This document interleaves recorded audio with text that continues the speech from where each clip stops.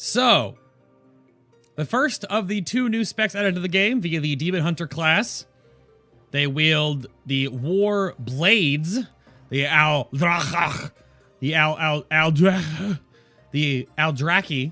War Blades. They are like bladed tonfas, basically. They look pretty damn sweet. And before you all freak out, our Demon Hunter we have here, his name is Testglaive. He's brand new. He's fresh out the temple, as it were. No tattoos yet, no blindfold, and no horns, because he's not that demonic. So don't freak out, okay? All right? Or you freak out, it's fine. If you are picking up what the comment section down below might be, start thinking about names. That's all I'm going to say. But we'll go over all of the basic spellbook, we'll go over all of the artifact stuff, and we'll go over all of the talents just to see how things all are shaping out here. There was a gigantic post just the other day about the launch fixes to rebalance the game when it comes out on the pre-patch anyway, on the 19th. But again, everyone's being tuned up or tuned down, so like when you see yourself being like nerfed, don't freak out because everything is going to be like relatively squished together, right? And of course, if you want to see my notes, my bugs that I had found, and the VOD for the entire testing stream that is listed down below in the video description box, there are a couple of threads that are very important to look at if you are a tank, even if you are a warrior, for example. They go over the pain and rage generation values because those have changed recently. There's also a whole bunch of stuff about a Google document being put together by some community members about like theory crafting the Vengeance Demon Hunter. That's all down there as well. That's still, of course, being worked on. And then there's also a blue post talking about shear and how it works with generating lesser soul fragments. But enough about that. Let's head over to the target dummies. Oh, come on! You know Demon Hunters would ride this. Are you kidding? Demon Hunters would totally ride the motorcycles because they're Demon Hunters. They are badasses. Oh, man. I know. It's so good. Only if you're a Demon Hunter. You can never ride the... If you're a Horde, you can ride your trike all day. But if you're Alliance, you can only ride your weird battle tank sworded bug motorcycle only if you're a Demon Hunter. Because that way it looks awesome. Only then, okay? Only then. Just show off some spell animations real quick here, and then we'll dive into all the things and the stuff. Just kind of hitting buttons right now, just showing off how things look. Metamorphosis. Oh, yeah. But as a tank overall, because I might be playing Havoc as my main ult in Legion for split runs, the Vengeance Demon Hunter, right, is a tank. It plays very much DPS-like, but I guess all tanks kind of do. It's funny. The better you are as a tank doing your DPS rotation, the better you will be at mitigating damage. Which is kind of strange, but that's the way that Legion is being balanced. The better you are at tanking, right, then you have to be better at doing DPS. I said that backwards. You have to be better at doing DPS than you are at tanking for the first off, because doing damage properly helps you tank more efficiently. So that is how it works. We're going to take these off here. For more showing off of abilities, we're going to grab this long sword and this, let's do this scimitar. Scimitar? Looks like, wow, let's do the little short sword here. Excuse me? Oh, it's the cutlass. Never mind, we're good. So, before you freak out, yes, weapon skills for the Demon Hunters are Warglaives, of course, or Warblades in the case of the Aldraki Warblades. But they can also use daggers and fist weapons, axes and swords that are both one-handed. So things look fine. Like the animations work with swords. They look fine. They all work together. They must have gone through and made sure they connect all the dots. These are just two crappy white swords from Stormwind somewhere. But if you want to use swords or axes or fist weapons or daggers, I don't know why you'd want to use daggers. I have no idea. Because your damage would be so nerfed because you'd be doing so little damage. Anyway, swords definitely do work though. Like the pose still works and everything. It's fine. So their spellbook is really simple. I mean, they have only 2 pages, just hard locked. Of course, if you see anything that is a talent here, that is of course from the talents that I have selected. We'll go over all those in the future. Shattered souls, however. Killing a target will sometimes shatter their soul, leaving a soul fragment behind for 20 seconds. Keep in mind, this is called a soul fragment. Your other resource you have is lesser soul fragments. So you actually have, these are from killing a target, and then soul fragments are, lesser soul fragments are from shear. Also, a soul fragment will consume when you approach it, healing you for a large amount of your health. These are only the ones that die from the mobs. The ones that come off with shear are much weaker. And then consuming a demon's soul will grant you a 20% increase in damage for 15 seconds. Your mastery is Fell Blood, where demon spikes reduce physical damage taken by an additional amount, and also increase your attack power by an additional amount as well.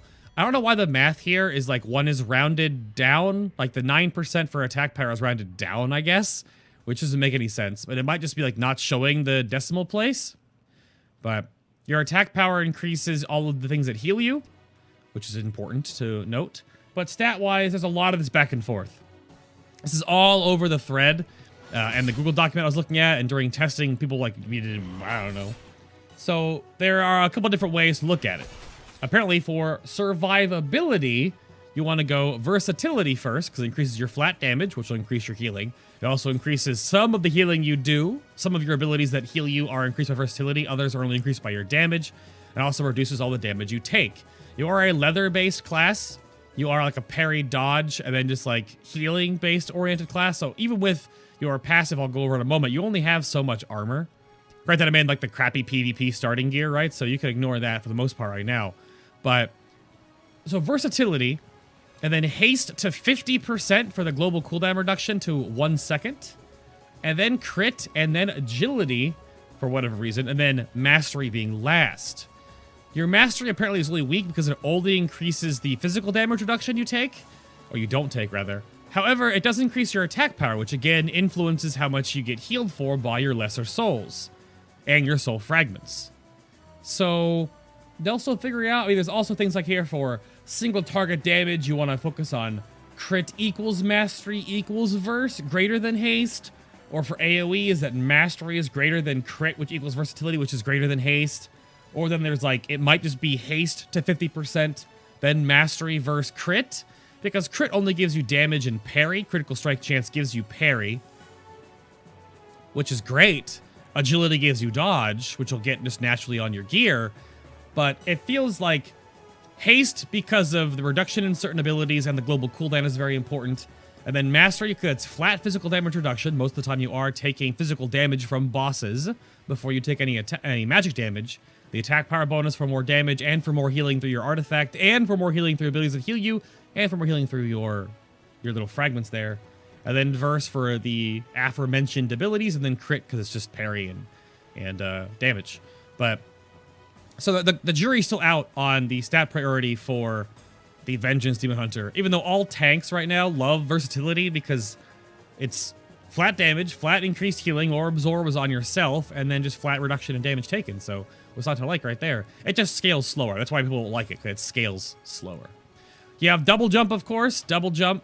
Double jump. Double jump. Double jump. Anyone? Double jump. So yeah, double jump, and then of course, if you double jump and hit it again at your apex of your jump, you will start your glide. You can activate glide. Oops, I got stuck there. You can activate glide anytime you want by actually binding the ability, which, when we get into Havoc later, that's one of the problems that people have been finding out with Havoc is that my camera moved a little bit, that's weird. The fact that you can have glide as an ability is kind of a bad thing, because you utilize it in like really awkward situations to cancel abilities, but people want it to be just bound on the spacebar interaction with your double jumping, and then your spacebar again gives you your wings. So I'm not sure. And for those that are wondering, I'll just go to Metamorphosis real quick here. When you glide, when you're meta, you just kind of like float, like with like fell energy holds you up kind of thing. Looks kind of funny, but this was put in recently for both the Demon Hunters, that your wings no longer spawn for Vengeance. I believe they still spawn for Havoc, but for Vengeance, your wings don't spawn. You just kind of float with like green fell energy around you, which, you know, is what it is. And then Demonic Wards, this is your tanking passive. So your tattoos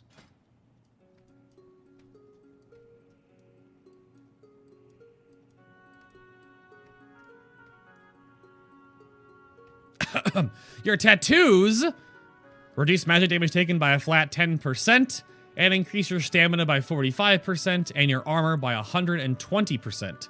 So even with that huge armor amplification, you still have like kind of okay-ish armor. Your leather tag again, right? You're wearing leather.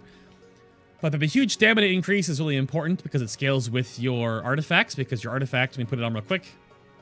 Your artifact, of course, 34 of 34 does give you increased stamina per point up to 34. You gain a little bit of extra damage per trait up to 34.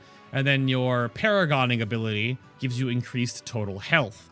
5% at the first point, and then the next 19 points would give you an extra 10%. So you'd be at 15% more HP overall. But that'll scale nicely. And then, other than that, you have Torment, which is your ranged taunt. You have Throw Glaive, which causes very little damage, but has a very short cooldown reduced by haste. 30-yard range. The glaive can ricochet up to 2 additional enemies within 10 yards, generating high threat. So any bouncing ability like this, it's kind of like the Avengers Shield mechanic. Do remember that every time you throw it at something, it picks a target within a circle around, like a radius around that target within 8 yards to bounce. So right now, if I throw it at the dungeon you're something on the left or the right here, it'll bounce to every target. But throwing at the middle target here will bounce to the left or the right, I guess sometimes, but it's based on proximity. And then we'll no longer bounce from this target to this one because they can't go back to the same target it's already bounced to. So keep that in mind when you are AoEing or pulling with this. It shouldn't matter too much unless their mobs are like, you know, in a pack that's not ready yet to pull, like they're standing still. So Spectral Sight, it's a 30-second cooldown, lasts for 10 seconds where you can see enemies and treasures through physical barriers, as well as enemies that are stealthed and invisible. You'll also be reduced to 70% of your movement speed. Not sure why I didn't say that on the tooltip, but you are slowed when you use it. And attacking or taking damage disrupts the sight itself. So kind of a neat little flavor ability there for the Demon Hunter. Then you have all of your rotational abilities. We'll jump into all of those, and we'll jump into all of your sigils. So your main ability is called Shear. This costs nothing, generates 10 pain, has just a global cooldown, does physical damage, and has a small chance to shatter a lesser soul fragment from your target that heals you, which are lesser soul fragments, right? For an amount when consumed, which you can consume them by walking over them, right? Or you can consume all of your soul fragments by using the ability called Soul Cleave. Soul Cleave is now 30 to 60 pain. The damage is increased from 30 to 60, from a 50% on the tooltip to the full amount on the tooltip, based on the actual pain you do utilize from the ability. You heal yourself for a flat amount based on pain spent as well, and you'll also consume the soul fragments within 20 yards. Soul fragments, you can have up to 5 lesser soul fragments. If you do actually land killing blows and kill targets, you can have lesser soul fragments to 5 and the regular soul fragments as well. So you see here, you'll consume soul, you pull in all those souls around you, and Soul Cleave will also do damage, and Soul Cleave also heals you for a flat amount. So that's how you utilize the main rotation. You'll be shearing on cooldown as it normally would be to generate pain. You generate pain as well from taking damage. But again, check out the forum post for all the math involved with how you generate pain from taking damage. It's very mathy. And if you don't care, you get hit in the face, you generate some pain. That's about it. That's all you really need to know. But pain and rage were having problems where if you had more and more stamina, then it was actually bad. But now they have fixed that. Stamina stacking and the natural growth of a tank's toughness overall based on their HP and armor is fine. You're never going to gain less pain or rage from having more and more HP. They have fixed that. So yeah, Soul Cleave, when you need to heal yourself or when you're doing more damage. Soul Cleave is also a frontal cleave, where it does have like a 120 degree like frontal area of effect. So like right about here, see? 120 degrees would be like a big wide pie slice from the middle of your character outward. I don't think it's 8 yards though. Just in front of you, I do believe it's only about 8 yards. Let me check over here. Yeah, about 8 maybe. If I go over here to this far target, I mean, I don't think I can hit all 3 of them anymore. Double check. Yeah, see. So you see about the distance it is that you Soul Cleave, but it is AoE and healing, and you pull in all your lesser soul fragments. Additionally, you have Immolation Aura. Immolation Aura is one of the other ways you can generate pain. So the cooldown is 15 seconds reduced by haste. You engulf yourself in flame, instantly causing a burst of fire damage, and then to 8 yards around you, and then radiating fire damage every second for 6 seconds, and it generates 20 pain over the 6 seconds. It generates pain it generates pain in a different order. It gives you a burst of pain, and then it goes 2, 4, 6, 8, 10, 12. So 8 pain on cast, and then an additional 12 over the course of the 6 ticks. That is how the Immolation Aura works. And then all you have up to bat, again, you have your Glaive Toss.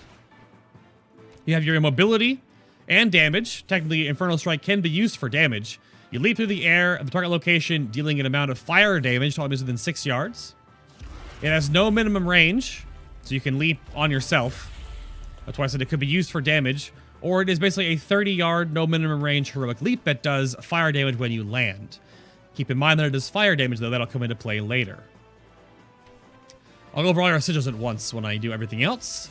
Imprison is you can imprison a demon for 1 minute. Damage will cancel the effect limit to 1 target. So this is a instant 10-second cooldown demon sap, basically. Or demon stun, whatever you want to call it. But that is your way you can CC demons. Get Infernal Strike. Wow.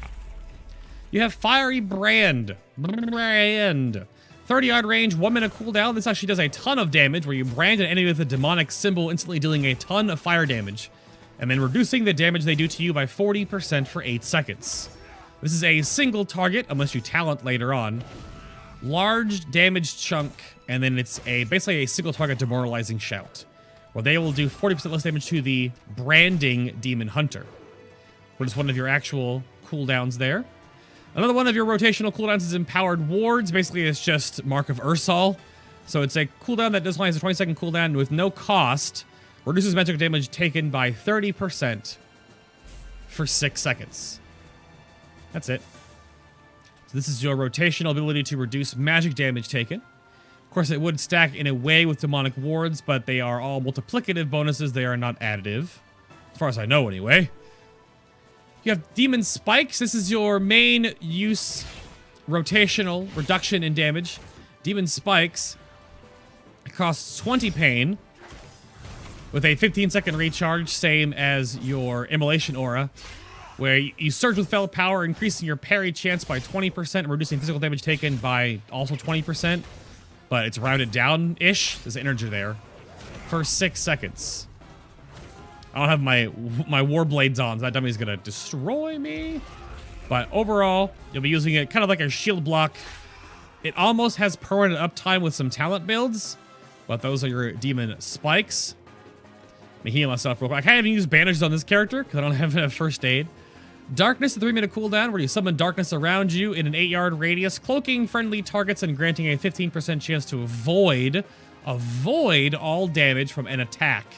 Lasts for 8 seconds. So it's basically a super powered, what's it called? Smoke Bomb. Smoke Bomb is just a flat damage reduction, you know, may it rest in peace. But this is a 15% chance for everyone inside of the darkness to not take damage. So over the course of like a raid, if you use it like twice and you're using it on like 10 people each time, you'll get a couple people that don't take any damage from an ability. That's the whole point, right? If it makes certain people immune to certain AoE effects or like Shadow Bolt volleys or whatever, then those people take 0 damage opposed to everyone taking damage but taking a bit less. So it's RNG. It could work a lot or work not at all, but that's your raid cooldown. And then you have Consume Magic. Consume Magic is your interrupt. It's range 20 yards, 15-second cooldown, where you'll interrupt the target spell casting and lock them from that school of magic for 3 seconds. Generates 50 pain on a successful interrupt. So if you are a Havoc Demon Hunter, they will have the same thing that generates Fury. Or a tank, a Vengeance tank, please make sure you're interrupting because your interrupt is super powerful. The fact that you gain half of your resource bar is a little scary good. So do not forget about how powerful interrupting can be now for the Demon Hunters. And lastly, your sigils. You have 4 of these. They look very pretty in your spellbook. They all do a different thing. They are all a 30-yard placement, and they all activate 2 seconds after they are placed down. I don't want to keep saying that line from the tooltip. So Sigil of Silence, 1 minute cooldown that will silence all enemies affected by the sigil for 6 seconds. So 6-second silence right there. Sigil of Misery. We'll go over here to these river beasts real quick. There's a hunter friend over here doing some testing. Hello, hunter friend. They changed the hunter's mark animation there a little bit. So Sigil of Misery is a cause all enemies affected by the sigil to cower in fear, disorienting them for 30 seconds. They do not get feared and move around like normal feared targets. It's basically a gigantic 1 minute cooldown AoE stun that is broken upon damage. But it's very, very, very powerful. Sigil of Flame is going to be your AoE damage, only a 30-second cooldown, where you deal initial fire damage and an additional amount over 6 seconds to enemies that are afflicted by the sigil. I know how you break. Yep. Let me just attack this Mushan here and keep going. Sigil of Chains is more or less your Gorfiend's Grasp. So Gorfiend's Grasp, as we know it, is now a 30-minute cooldown. A 3-minute cooldown for only the Blood Death Knight. What Sigil of Chains does is it places a Sigil of Chains in the target location and activates after 2 seconds, as they all do. All enemies affected by the sigil are pulled to its center and are snared, reducing their movement speed by 70% for 6 seconds. Let's grab this unsuspecting crab over here. Excuse me? I'm stuck. So, Sigil of Chains has the same radius as all the other sigils, but you have to make sure they're in the radius. If they're barely in, it still works, of course, but it works like this. Whoop whoop. So, it is a 2-minute cooldown. Almost Death Grip-ish ability.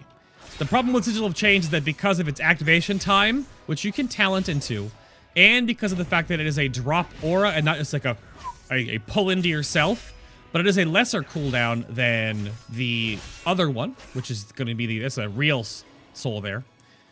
The other one being, my words right now, is that a Mass Grip, or the Gorfiend's Grasp for blood decays.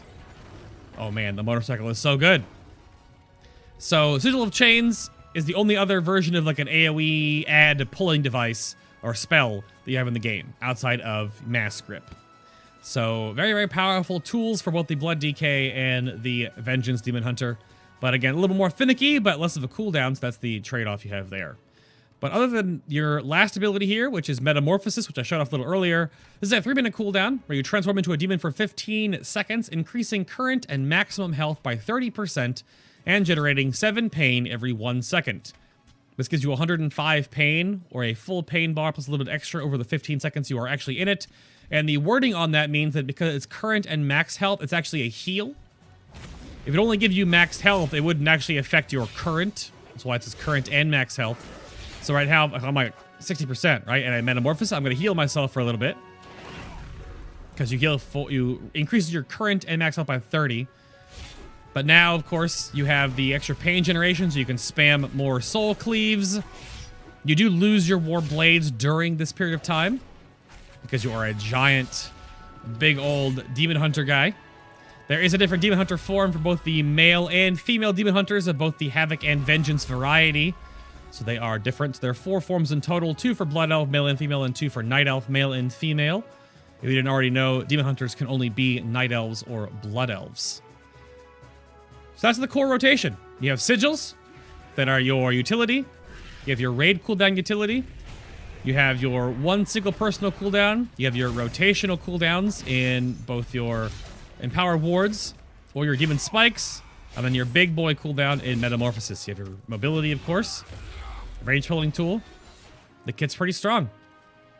All right. Let's toss on your Aldraki, Warblades. And we'll take a look at using and having a button that opens up your artifacts by themselves without having to worry about going into your character sheet and then shift right-clicking on an artifact is right here. So make sure that your tooltip picture is the question mark. That way it reacts to the show tooltip 16. And then it's /run space socket inventory item open parentheses 16 close parentheses semicolon. and that will give you the button to just blop. As long as they're equipped, it works. We start right here in the middle with Soul Carver. 1 minute cooldown where you carve into the soul of your target, dealing fire damage instantly, an additional amount over 3 seconds. It immediately shatters off 2 lesser soul fragments from the target and 1 additional lesser soul fragment every 1 second. So to also compound the fact that you cannot have more than 5 lesser souls, let's grab some souls here. We have 2. Now if I use Soul Carver, wah, you'll see the souls flying out there, but you see the souls getting replaced. You only have 5 in total. Then you can, of course, Soul Cleave and pull in all those juicy, juicy souls. So it is just on-hit fire damage and a small fire damage dot. Well, I guess not small. But then you also get 2 fragments immediately and then 3 more over the next 3 ticks of the damage. So rotationally, it only does to a target, doesn't AoE. The animation looks like it AoEs around you because you spin around, but that's just because it's flare. But yeah, so Soul Carver. Good stuff, rotational. It'll work well with other talents later on that utilize souls in different ways, so remember that, and also used as burst healing when you need to. Tormented Souls. My hunter friend over there making noise. Increase the damage dealt by Soul Cleave by 10%. It's fine, you're going to use a lot of Soul Cleaves. Shatter the Souls, which is just shattered souls, shatter the souls. Shear has a 15% increased chance to shatter a lesser soul fragment from your target while you're below half health. This just multiplies the chance to get a soul fragment, a lesser soul fragment, and again, refer to that post in my Google document below to see the actual math involved in shattering souls with shear. It's like a weird stacking, like roulette chance that resets every time you actually shatter off a soul. So all this would do is that the lower your health is after 50% or lower, you get a higher chance to actually gain this. Siphon Power, another ability called Siphon Power. Empowered Wards increases your agility by up to 15% for 10 seconds based on magic damage you take while it is active. So Empowered Wards only last for 6 seconds, so if you use it properly to soak up a bunch of magic damage, either AoE or single target, of course, you will gain more agility. For a 10-second window is actually a lot, so you'll gain more dodge and attack power when you Siphon Power properly, which is a cool synergy, utilizing your magic absorption or magic reduction spell properly. Fiery Demise is that Fiery Brand also increases your fire damage you deal to the target by 30%. So while you have Fiery Brand on the target now, they have a debuff that they will take 30% more fire damage from you. So now this makes your offensive single target ability to take less damage from a target actually make you do more damage to them, which will then compound later on even more for abilities that heal you. We have the Aldraki design, increases the chance to parry by 3%. We got like 10.8% chance to parry right now. Again, you only gain parry from either trinkets that give you parry or from your critical strike rating also gives you parry as well. Demonic Flames will increase the duration of Fiery Brand by 2 seconds. So Fiery Brand before only lasted for 8 seconds, now it lasts for 10. So you gain more time for Fiery Demise to be active, and more time, of course, for the 40% less damage taken to your face. Aura of Pain increases the damage dealt by Immolation Aura by 9%, which is fine. It's one to be your main buttons. After you gain more haste, you're going to have Immolation Aura up a whole lot more often. So the extra damage to that is beneficial, of course. Honed Warblades increase the damage dealt by Shear by 9%. Pretty self-explanatory there. Will of the Illidari will increase your maximum health by 3%. So you already see that I went from... I have a fully empowered artifact, right? But 1.6 million all the way up to almost 3 million. That's, of course, factoring in the additional stamina from the actual passive on 34 for the Warblade themselves. And then, of course, the 3% increased health from Will of the Illidari. Devour Souls will increase Soul Cleave's heal by an additional 9%. So again, that Soul Cleave has a flat heal whenever you use it, kind of like a Blood Strike mechanic, right? Or a Death Strike, I should say. Or Blood Strike, or Heart Strike, whatever the heck it's called. Everything for the Blood DK heals them. They take damage and they get healed for everything. There are lots of healing that comes into play with the Vengeance Demon Hunter as well. I would say it's still less than Blood DKs, though. Alright. Infernal Forces increase the damage dealt by Infernal Strike by 15%. Again, why it can be kind of used for AoE is it actually is pretty potent. So using it for AoE damage would probably be beneficial. I don't think you use it on single target, though. Defensive Spikes increases your chance to parry by an additional 10% for the first 3 seconds after activating Demon Spikes. This is currently bugged right now. We figured this out during the live stream. That right now, what happens is if you refresh Demon Spikes immediately, when it falls off, right here, you have 30% parry, and then it goes down to 20% parry. If you refresh it early, you don't gain the 10% again. It could be bugged, or it could be intentional to never, like, chain cast Demon Spikes, which would be kind of lame. But overall, you always gain 20% parry from Demon Spikes. Right, so on the tooltip, it doesn't read anything different. It just says 20% parry. But when you actually use the ability, because of the artifact perk, you do gain 30% parry. So pretty nice there for the first couple of seconds. And then Embrace the Pain. This increases the maximum health gain from Metamorphosis by an additional 15%. This means you'll now be gaining 45% current and max HP. So a huge jump in HP now. 3.3 million HP. Which is pretty insane. And again, all your spell effects, your animations change when you are in meta form, just so you are aware. Which is pretty cool. Your claws still sound like shear when you use it, though, but your soul cleave does not sound like soul cleave. So I don't know why it does that, but such as it is. Get a little frame droppy going on here in the beta right now. So your leveling path for the Aldraki Warblades is very simple, honestly. You're going to go right here, you're going to go all the way down this way, and you're going to grab Fueled by Pain. You have a chance to activate Metamorphosis for 5 seconds each time you consume a soul fragment. This is a flat roll chance, a very small roll chance. I think the forum threads also say about this. Per soul that you eat. Either the same one, it's all just depending on whatever one you eat, it doesn't matter. But that's what you saw earlier when I was shattering off some souls, that every time I ate one, I had a chance to go into meta, so you can just walk over them, right? There you go. This happens a lot. When you're in this little 5-second Metamorphosis form, you do gain the HP bonus, and you do gain the 5 seconds of 7 pain per second, which is very good. You're gonna bounce over here, boom, boom, boom, like pinball, into Charred Warblade, which is you heal for 15% of all fire damage you deal.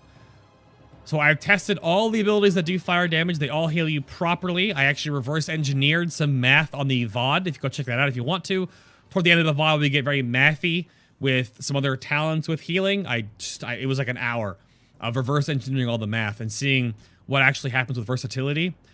And on that note, versatility that increases your damage will increase, of course, the damage you deal, thusly giving you a higher amount of damage dealt that heals you for fire damage. However, versatility does not increase the healing from Charred Warblades. In all of my testing, it does not. The damage does, the healing does not. You have another ability I'll show off later as a talent that is increased in healing by versatility. But now, because you have the extra Fiery Demise, and you have the extra Demonic Flames going on here, and you have the extra Aura of Pain, for example, you have all these bonuses to fire damage, so the Charred Warblades overall, just like trickle healing, is very important. And it gives even more burst healing now to Soul Carver, because the initial damage, and of course the fire damage dot it lays out as well. So Charred Warblades is just a passive leech on all your fire damage. So actually, if you get lucky and you get some leech rolls for tertiary stats on your gear, even better. Because again, your job as a tank now in Legion, because you cannot survive everything anymore, is to smooth incoming damage.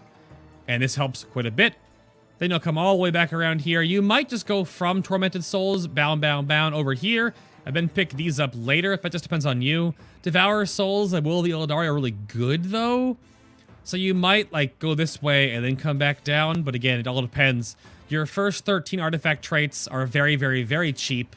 And then, like, the first 30% is very cheap. The middle 30% gets a little bit dicey. It gets a little bit more expensive. The last 30% of leveling up your artifact is very expensive. But your last golden dragon you'll go to is Painbringer, which is that each soul fragment you consume reduces all damage you take by 3% for 4 seconds. So you can only ever normally consume 5 soul fragments. If you're in combat, normally you can only have 5, unless you kill something. So this will be a 15% damage reduction. We'll just show it off right now with, of course, Soul Carver. So when you yank in all of these souls, you get a little buff and a little aura around you. It's right there. So 15% less damage taken. It's a little aura floating around, a little orb. That is the Painbringer little bonus there. So, yeah. Why it's your last one to gain is going to be really easy to know that it's just kind of like it's just a small window of time, but it is all damage. So it's good to get after you're really looking at that progression point. Leveling up your entire artifact for anyone will probably take between 6 to 10 weeks, depending on how crazy you are about leveling. The bonuses of Fueled by Pain, obviously, and Embrace the Pain are going to be incredibly beneficial, but you're not going to be able to get Embrace the Pain until much later because the bonuses in this corner are very, very, very important early on. But that is your Warblades. They give you a lot of benefit, good amount of extra damage, good amount of extra healing. I think the perks are also really good too. They have interactions to pay attention to Charred Warblades, or Fueled by Pain is a lot of fun, and of course gives you more mitigation when you are tanking.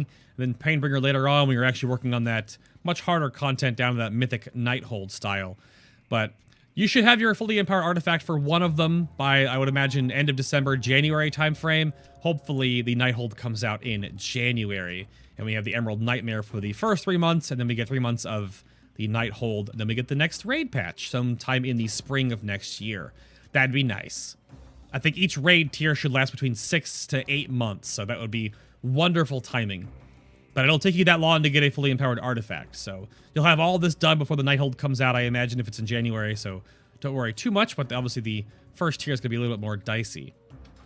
Alright. Talent-wise. I'm just going to go through these one at a time. There really isn't anything that's going to like jump out at me. Like there's a couple builds that show up after a certain amount of time. But for the most part, everything is a little bit straightforward. And it all comes down to just pairing what you like to need for a certain encounter. What you like to need. Words. What you need to, satisfy the needs of a certain encounter. Abyssal Strike is Infernal Strike's range is increased by 10 yards. So it's now 40-yard range. And cooldown reduced by 5 seconds. So now it's a 15-second recharge for your 2 charges and a 40-yard range. Way over here. And way over here. So, extra mobility and extra damage technically because you'll be able to use more Abyssal Strikes during out the entire course of a raid encounter. Agonizing Flames is being toned down when the pre-patch comes out, but Immolation Aura increases your movement speed by 30%. And deals a 50% increased damage. I do believe it's going down to like 30% increased damage or 25 increased damage because it's way too good right now. It's way too good. I mean, you're going to have Immolation Aura up so much the times they had to reduce this because it's almost like a duh pick in this tier. Like you just like, I'm just going to take Agonizing Flames forever. It gives me a short form sprint and it does more damage and it heals me for more. Yeah, sure. Why not? So there's the sprint effect right there. Yeah, zigzags.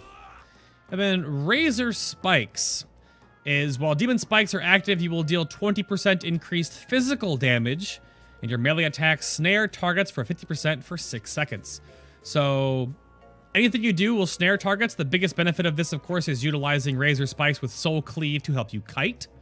Because when you Soul Cleave everything in front of you, like a whole bunch of ads, for example, in a dungeon or a raid, they'll all be snared for 50% for 6 seconds. This is your only actual snare in your entire toolkit. Your only other way to CC things, of course, will be to take a talent called Fell Eruption or using your Sigil of Misery. So Razor Spikes is you're going to be for your snare, and only active, of course, when you are in the Demon Spike window. But the extra physical damage comes into play with a certain build that I'll show off later. Feast of Souls is very simple. Soul Cleave will heal you for an additional amount over 6 seconds. This does increase by versatility because it's a heal. So right now it's at 79.6, for example. Put these both on. Goes up to 82.344. So there's that. But it's just an attack power-based heal, I believe. And it is just extra trickle healing. So combining with this and, of course, Charred Warblades, more talents, you just get more healing. Could be great for leveling because just you stay, topped off more often. Fallout is Immolation Aura's initial burst. It's a chance to shatter lesser soul fragments from enemies. Let me see real quick here. Yep, we got 2. So depending on how lucky you are with an AoEing lots of things, using Fallout on large packs of ads is a chance to give you lots of soul fragments. Got 1 right there. So that it could be helpful. Because Feast of Souls is a flat heal. It never changes, but Fallout can give you more soul fragment, lesser soul fragments if you're tanking multiple mobs. And burning alive is that every 2 seconds, your fiery brand... I don't know why my bees are so bubbly today. Your fiery brand deals fire damage and spreads from the primary target to a nearby enemy. So this is the same like spread mechanic as your glaive toss, for example, where every 2 seconds of the 10 seconds it lasts, it will deal damage, and then it'll spread to a nearby target. So you want to make sure that you have targets for it to spread to. If I put Fiery Brand on this middle dummy, it would spread to the right or the left and then stop. But however, if I put Fire Brand over here, it'll tick damage, it'll spread, this will tick damage, and it'll spread. It should spread? Is that too far away? Oh, I have it backwards, don't I? I think I have this backwards. That's why I was confused on stream. Okay, it's the reverse. It has to be from the primary target. So it does not bounce like your glaives. All right. Well, I'm a big dum-dum. But the bonus of Burning Alive is that every 2 seconds, and again, it lasts for 10 seconds as your Fiery Brand, it will last for... You'll be able to actually put it on one target, and then because it will tick 5 more times, it'll go up on 5 more targets. So Burning Alive is good for multiple tanking in a way that you can debuff multiple mobs in an AoE pack, for example, or like a boss that has like 2 or 3 of them, for example. The crazy tree guy in the Nighthold, which I can't open my dungeon journal on this character for some reason. The adventure guide is not implemented yet on Demon Hunters. Fiery Brand is good to multi-target and get multiple fiery brands, reducing the damage you take. So yeah, now doing it correctly, putting it on a target that actually can spread. Now it should spread to this one, and then again from this one to spread to... Oh, there we go. Yes, okay, there we go. So the reverse of what I said. So it has to spread for the primary target, and each time it spreads, it does have a duration left over from how long it spread from. So it actually lasts for a very long time when it does kind of like trickle down through the mobs. But it only spread one time from the primary target to a nearby enemy, and nearby means 8 yards. So AoE tanking, and so is Fallout as well. Then Feast of Souls kind of for patchwork fights. I don't know. You know, these are all interchangeable talents based on what you need. I have Gluttony right now, which is consuming a soul fragment will increase the damage of your next soul cleave by 10% up to 5 stacks. So this gives you more physical damage, which is okay. So now if you use your like Soul Carver, for example, and you get a whole bunch of shards out, and you pop your Demon Spikes for more physical damage and Razor Spikes, and you'll get like a larger, you know, Soul Cleave, for example. But you have to eat the Soul Shards first, and then it empowers your next Soul Cleave. So it's okay. It's kind of like awkwardly rotational, that it doesn't do a whole lot, it feels like. But it could be really good on fights that have lots of ads. Because you take Fallout, for example, and you can, every time you immolate, you might get a ton of lesser soul fragments. You pull those in with a soul cleave during Razor Spikes when you're kiting them, and then your next soul cleave, if you do them back to back, for example, or in quick succession, will do a lot more AoE damage. So it's not bad. It's just not like, it's not amazing, I guess I should say, but it is a possibility if you want to go with that more physical damage route. Flame Crash, which I mispronounce all the time because it's a tongue twister. Flame Crash. Flame Crash makes your Infernal Strike create a sigil of flame where you land. This sigil of flame does benefit from the sigil bonuses down below, which we'll look at in a little bit. But now this gives your mobility tool and your damage tool even more damage. And do note that the sigil of flame, because it's actually a very short dot, it doesn't really pandemic because 30% of 6 is like an integer. It's like a very, very small number. So you can't really pandemic sigil of flame in any meaningful way. So laying them together, like one after another, is the bonus of this. But I think Flame Crash on a single target would be okay. But really, this just shines a lot when you actually can AoE multiple things. You can keep up more AoE because now, with 2 charges of Flame Crash and your regular Sigil of Flame, you can actually keep a 100% uptime with your Flame Dot, for example. So here's one, you know. Then I can jump at like almost the halfway mark, a little after. And that where you apply it. And then I'll wait, my next one comes up right off cooldown here, and we'll jump on this one. It's almost 100% uptime. You know, and that'll tick here. and then this will fall off. I only have like a couple seconds left on my other Sigil of Flame. So you see what I mean? You can rotate this through to have almost a permanent flame dot, which again, remember your fire damage does heal you. That's pretty good. And then Fellblade is going to be cut down a little bit damage-wise in the patch, but 15-second cooldown, just like your Immolation Aura, and your recharge on Demon Spike. So again, haste, super important for the Vengeance Demon Hunter, I think to a point. But you can have one charge of this, where you charge your target up to 15 yards away and deal fire damage. That'll heal you. And Shear has a chance to reset the cooldown of Fellblade. So Fellblade's like a micro charge. It looks awesome. And of course, Shear can reset it. I don't know what the actual chance on Shear resetting it is. But the main benefit of Fellblade is that it is movement plus limited healing, and then plus pain generation. So the more pain you have, the more times you can use your Soul Cleave. Which means the more times you can use Soul Cleave, the more times you can heal yourself. So, but they're going to cut down the damage a little bit, so now it'll probably be weaker than Shear damage-wise in the patch. Because right now it does too much damage. It's like too reliable. But Fellblade is fun. It does give you another button on your bars. You're about to be overwhelmed here in the next couple of tiers. My one complaint about the Vengeance Demon Hunter, is that you have too many buttons. I almost feel like they gave you too many abilities where you're going to have like almost 9 rotational buttons. And you're a tank, remember, so your main priority is to DPS properly, but then also make sure you're not dying. So, Fellblade is fun.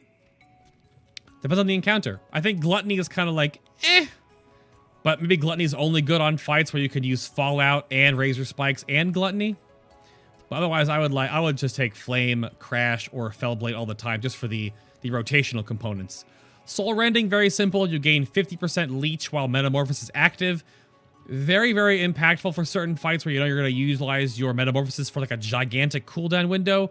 Because when you stack this extra leech while you're in Metamorphosis, and also stacks with your Charred Warblades, because then you'll get the fire damage healing you from this, and all your other damage healing you from Soul Rending as well. It's a lot of self-sustain. Feed the Demon is that consuming a soul fragment reduces your cooldown remaining on your demon spikes by 1 second. It's kind of a quality of life thing. Maybe good for a patchwork fight, because you'll be utilizing eating your soul fragments a lot more often to keep your demon spikes active all the time.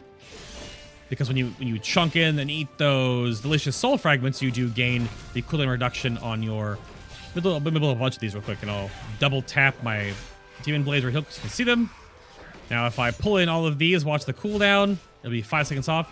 Whoop. So, just more uptime with Feed the Demon on your Razor Spikes or your Demon Spikes overall.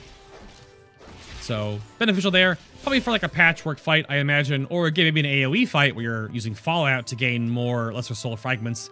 And then you have, Razor Spikes up, or Agonizing Flames for movement and kiting. I don't know. But Feed the Demon is good. A lot of these talents are just like, they're good. And like you don't have like a set path. You're like, that could be good. Yeah, that could be good too. Fracture, another button to add to your bars.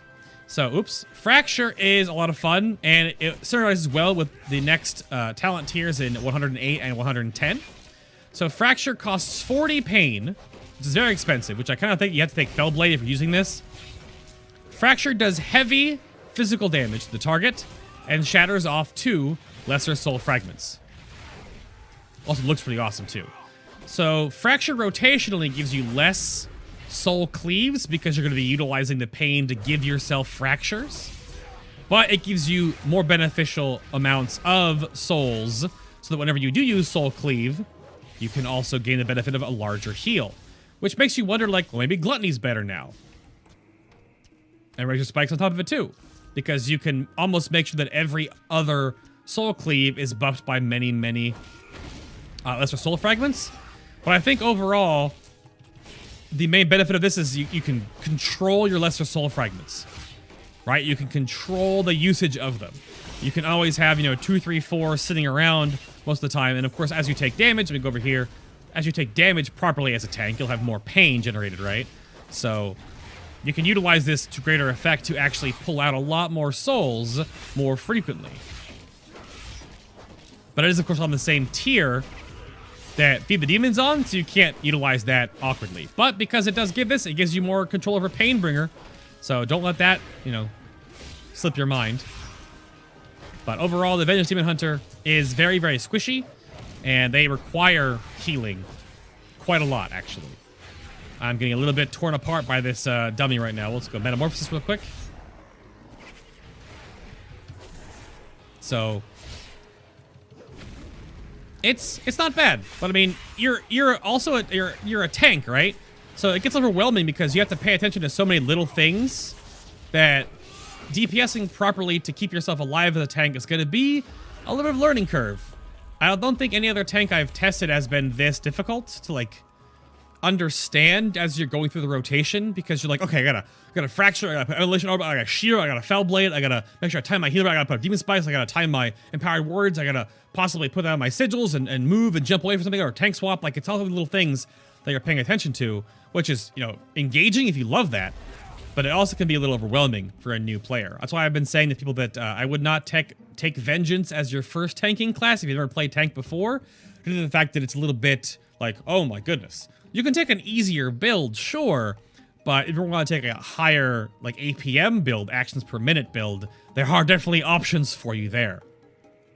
Fell Eruption is a 35-second 10 pain costing single target stun that does heavy chaos damage and stuns target for 2 seconds.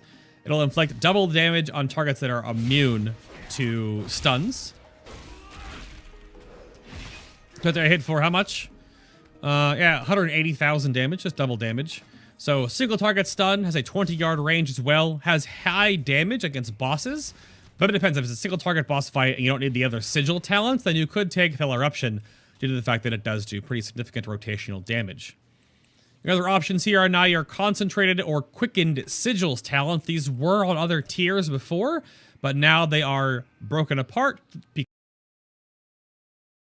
Concentrated sigils is that all sigils are now targeted at your location, and the duration of their effect is increased by 2 seconds. So the duration of the increase means that the Sigil of Chains snare lasts longer. The Sigil of Flame will last 8 seconds, up from 6. Misery lasts 32 seconds, up from 30, right? Because it's only 2 seconds. And Sigil of Silence is an 8-second silence now instead of a 6-second silence, but again, they cast at you. Right? So you have to make sure you are casting them properly because they are casted at you. Of course, you could just, like, you know, jump in and then put a sigil down, right? It's totally fine.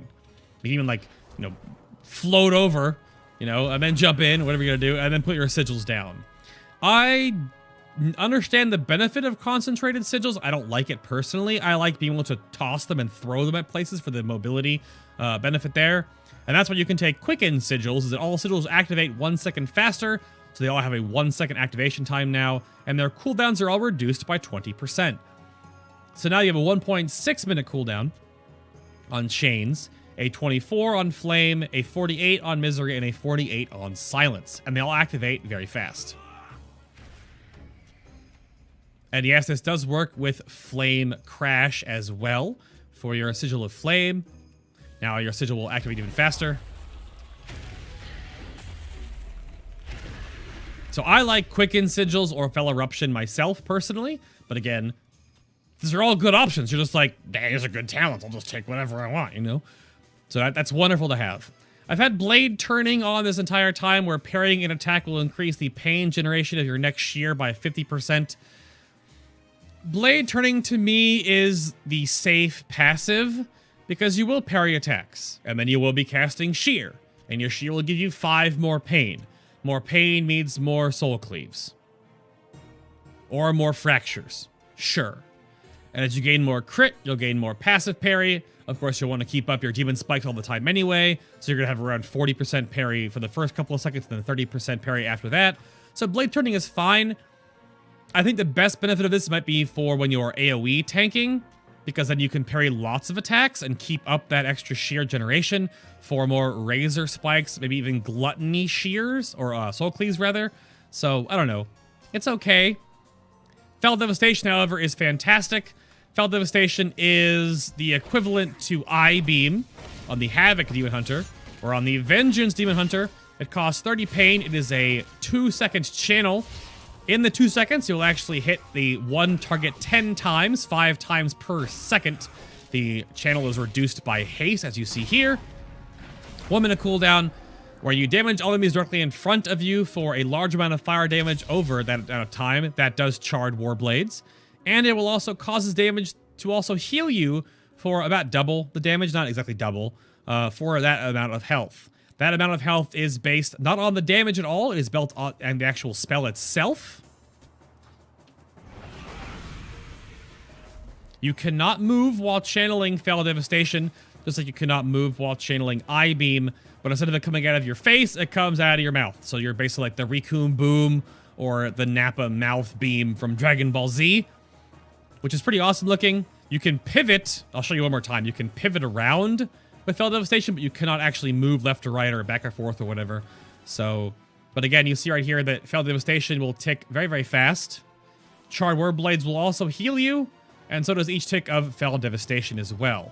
So this is a very gigantic 1 minute cooldown to do a lot of AoE damage or single target damage and heal you for a lot. And you can also stack Soul Rending on top of this to use Fell Devastation while you are in Metamorphosis form to make your combat log explode. So when it comes back off cooldown, we will show this off real quick.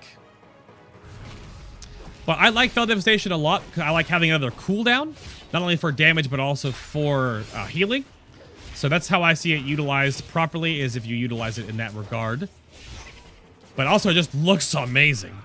So let's just drop down to like 50% health here or something like that. All right, so we'll go into meta and we will bring it over the sky. All right. So my combat log exploded. So Fell Devastation kept healing me. Charred Warblade was healing me as well. And then, oh, actually, you know what? I don't know if I had the Leech benefit on that at all. Oh, there it is. Leech has like a window of time where it ticks only every second. So yes. So the Leech also was healing me for almost 100,000 as well. So coupling Soul Rending and Fell Devastation together gives you a gigantic cooldown to be used while you already are in a gigantic cooldown, because you do gain the extra heal from everything coupled together. Yeah, that's a lot of damage. Because again, Fell Devastation ticks so fast, Leech only ticks every second. So it has to wait for all that damage to actually happen. So yeah, huge, huge, huge cooldown synergy there, if you so will it. But I think Fell Devastation looks incredibly impressive. Lots of fun to use. Good damage, good healing. But again, 1 minute cooldown, so you can use so many times in the encounter. And then Spirit Bomb. Honestly, I have no idea. There's more math on Spirit Bomb in my notes. The Frailty debuff was changed recently to be a 10% offensive debuff leech on targets affected by the Spirit Bomb. But what you do is you launch a Soul Fragment at your target, dealing shadow damage to all nearby enemies, so 8 yards around the target you actually hit, and inflicting them with Frailty for 15 seconds. And then you heal for 10% of the damage you deal to enemies with Frailty. So the biggest synergy of Spirit Bomb right off the bat is going to be AoE tanking, because when you use Spirit Bomb, right? The casting Demon Hunter is healed for 10% of the damage they deal to you. If you're Spirit Bombing a bunch of Scorpion ads, for example, you'll then heal for 10% of all the damage you do to all of those ads. But again, this also means that you have to maintain this Frailty debuff almost all the time. You can use it for burst healing, like if you actually just spam Spirit Bombs in a row, which you can. You heal for the Spirit Bomb damage and the Spirit Bomb heal on yourself as well. It gives you a ranged ability because it does have some range associated with it. If you are within range of your what's the range on it again? It's 40 yards. Yeah.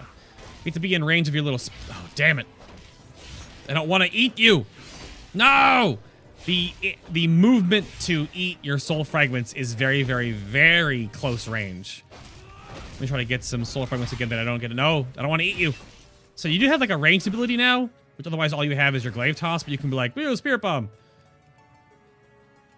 But soul fragments only have a 20-yard range to be like near you is 20 yards. You can be 40 yards away if you have soul fragments near you when you're like really far away, and you can throw Spirit Bombs at different things. But it kind of replaces the soul cleave component, because if you have less souls, you're going to be soul cleaving for less. But then you maintain the Spirit Bomb buff, and then you gain more overall healing. Now, as I said earlier, Spirit Bomb does increased damage based on all of your stats, of course. Like it's attack power base plus your versatility.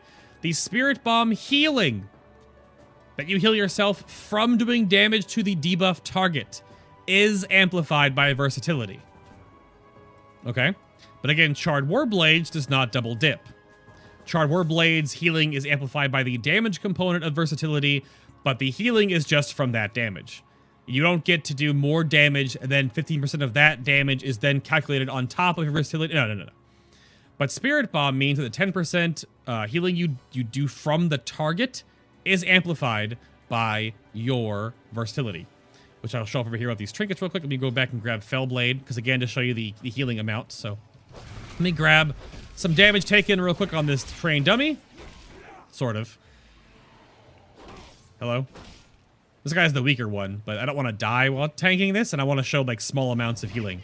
So, if I utilize... Let me go over here and take more damage from this one first. Alright, let me grab some souls here. Damn it. Okay, damage taken. Good stuff. Alright, so if I put Spirit Bomb up on this target right here. Okay, no, I ate that one. Damn you! Let me just use my... here we go. Yeah, good. Okay. Now, if you turn yourself 90 degrees from the target, your auto attacks won't work, but your specials will. So there is one Fellblade, right? So Fellblade hit for fire damage. The Charred Warblades, again, is 15% of the damage dealt. The damage is amplified by versatility, but not by your actual healing amount. And Spirit Bomb healing is another percent of this. But if you're doing math in your head right now, 7,000 is definitely not only 10% of Fellblade. Okay. I'm going to color real quick here so I can put my trinkets on. Put on my 2 versatility trinkets. I will go over here and do the exact same thing. Showing you with just a Fellblade hit on top of it. Let me get a soul. You put a debuff on you. Okay. Stop auto-attacking. So right there, Spirit Bomb, I mean, that was a critical strike, so that's probably not a good example. It's going to not critical strike. How about that? Much better. So now the same, like, 62,000-ish damage. Back up here was 60,000 for 7,000 healing. Now you look back here at the 62,000 for 93. Because I added my versatility trinkets on. So I have more healing received by, by like 4 more %. So it took a while to, like, reverse engineer all this numbers to actually go over the fact that versatility increases certain healing, but not all of it. Versatility increases your healing you get from your orbs, like your lesser fragments as well. But, oops. But overall, it was weird to find out what didn't double dip with your Spirit Bomb and Charred Warblades. So, that is that out of the way. Last Resort is very simple. It is a Vengeance Demon Hunter cheat death. Sustaining fatal damage will instead transform you into a Metamorphosis form. It gives all the benefits of Metamorphosis. It lasts for 15 seconds. Only recur and returns you to 30% health. The effect has a 3-minute internal cooldown. So go here and basically die to this guy real quick. And you'll see me, I will go into meta form. Automatically, there will be a debuff put on my character. And it's fine. You can gain the benefit of soul rending. You can gain every benefit you gain from your artifact from this Metamorphosis form. You gain the pain generation, all that good stuff. Here we go, and pop. There we go. So I'm gaining the leech when I'm in this form as well. All the damage, all the healing. But again, you have a 3-minute cooldown right here on Contained Fell. So right there. Yeah. But good for progression. It's a cheat death mechanic. It's a built-in passive. Whoops doodle, I almost died during this part of this encounter. I need a Tom swap earlier or whatever have you. So that could be very beneficial for you. Indeed. Nether Bond is a you plus one other target spirit link totem. That's just SLT. So 40-yard range, 2-minute cooldown where you bind yourself to a friendly player for 15 seconds. Every 1 second, the health of you and your target is redistributed such that you are at the same percentage of maximum health. So fights that have like a saber lash effect or some like weird frontal cleave nonsense, you could like nether bond your tank, and then like they could hopefully take the whole thing and you could just share health pools with them for the 15 seconds to make sure they don't die. Or if you're soaking some tank mechanic or something far away, you're taking a whole bunch of damage, you can nether bond like one of your other raid members that has really good cooldowns, that they can put their cooldowns up, right? So they can reduce their damage taken from other sources so they don't take too much damage. But you can use their health pool to share with yours so that you're both not going to die. Or that mostly you're not going to die. But I can't really show this nether bond off at all because I don't have another person right here to show it off with. But just think of it as a 1 target plus yourself Spirit Link totem. And then Soul Barrier. Soul Barrier is basically guard, but it's better, okay? It's... All the brewmasters watching right now went like, "Ah, my guard!" Soul Barrier costs 30 pain on a 20-second cooldown. All right? So you can't really abuse it very much because it has only used twice a minute. You shield yourself for 8 seconds, absorbing an amount of damage. Consuming a soul fragment will add additional absorbing to the shield, and Soul Barrier's absorption cannot be reduced below 40.823%. That's attack power base plus versatility modifiers, and it consumes all soul fragments within 20 yards. So anything that counts as consuming a soul fragment on any of your other talents or any of your other artifact perks is utilized with Soul Barrier. Soul Barrier kind of takes the place of Soul Cleaves every so often. You know, twice a minute or so often, you know, somewhere in there. Up to 3 times a minute, but you're on the minute mark at 20, so, you know, whatever. Twice a minute, effectively. The whole Soul Barrier's absorption cannot be reduced below a certain amount means that if you put up Soul Barrier and it's like 500,000, right? You eat Soul Barrier, you eat 4 or 5 lesser soul fragments at the same time, you add 200,000 additional shielding, you have 500,000 shield, and the boss immediately chunks you for all of it in one hit. But you'll still actually have a 40,000 absorb on the next couple of hits, because in that window of time, that 8 seconds, if you absorb other fragments, like if you fracture them off and then absorb them, like walk into them, it'll add that additional absorbing to the effect. This is very hard to show off without like an actual raid encounter and like heals, because this guy like kind of wrecks my day. But for example, if you fracture off, you know, some souls, again, more fracture synergies, and then you pop your barrier. Let's make sure I have 5 souls. Okay, we have 5 souls now. Aren't we good? So yank this off. You know, we got a huge 600,000 shield, but it goes away immediately. But see, the shield is still there. So now if I... Again, it'd have souls up immediately to do this again. You have to walk into them when they're active. Wait for one more. If I don't die to this guy real quick here. My goodness. Try to heal myself a little bit. Alright, Soul Barrier is up. Let me get some souls. For some reason, I have souls that are not lesser and greater for some reason. So we'll eat this. We'll try to grab our souls. Nope, we died. See, it's... You get the point that because it has a bit of a duration on the base absorb amount, if you do shatter off in that very small window of time, shatter off some more souls to eat and like grab into your Soul Barrier. Like if you actually use a Soul Barrier and then utilize Soul Carver, your artifact ability, and then throw up a Soul Cleave to eat more souls, that'll add absorption to the Soul Barrier overall. Because in that window of time, it still exists. So it's... But again, now you can see we've got through all this stuff now. You have a lot of stuff to worry about, right? Because you have maybe Fellblade resets, fracture timing, uptime on Razor Spikes, utilizing your empowered wards properly, your main 2 cooldowns with your Sigil and your Metamorphosis properly, keeping up Immolation Aura, keeping down your correct damage Sigil, or utilizing your utility Sigils, jumping around for mobility. Like, there's so many little things to pay attention to. If you love this kind of like almost overwhelming tanking paradigm that the Vengeance Demon Hunter does utilize, then that could be for you. Yeah, I'm definitely going to be playing some of this as my, you know, ult, probably, because I'll be tanking a little bit on my... I'll be playing Havoc as my main ult, most likely. But Vengeance looks a lot of fun. I like Prot Paladin and Prot Warrior too, but I think the difference in there is just that you just kind of like block and heal yourself, or block and absorb stuff.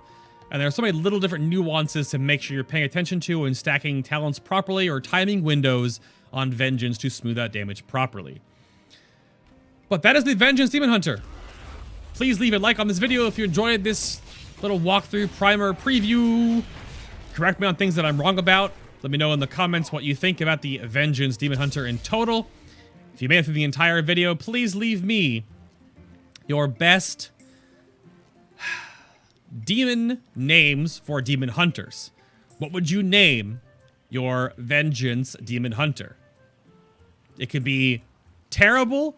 It could be incredibly clever. It can be super awkward, but leave me your best demon hunter names.